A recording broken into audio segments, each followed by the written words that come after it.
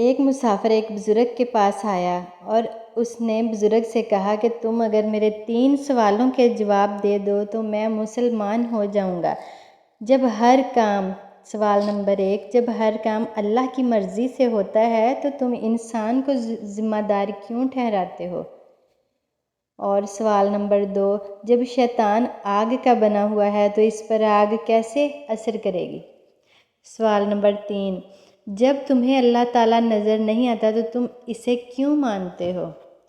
اس پر بزرگ نے جواب میں پاس پڑا ایک مٹی کا ڈھیلا اٹھا کر اس کو مارا، اور بزرگ کے مارنے پر اسے بہت غصہ آیا اور اس نے قاضی کی عدالت میں بزرگ کے خلاف مقدمہ دائر کر دیا۔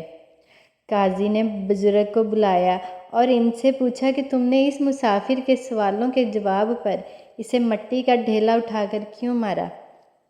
اس پر بزرگ نے کہا کہ اس کے پہلے سوال کا جواب یہ ہے کہ میں نے اللہ کی مرضی سے اسے مٹی کا ڈھیلا اٹھا کر مارا ہے، تو یہ مجھے ذمہ دار کیوں ٹھہراتا ہے؟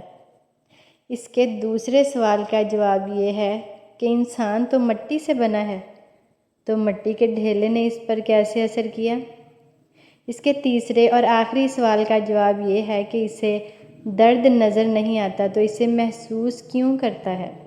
اس پر اپنے سوالوں کے جواب سن کر کافر مسلمان ہو گیا۔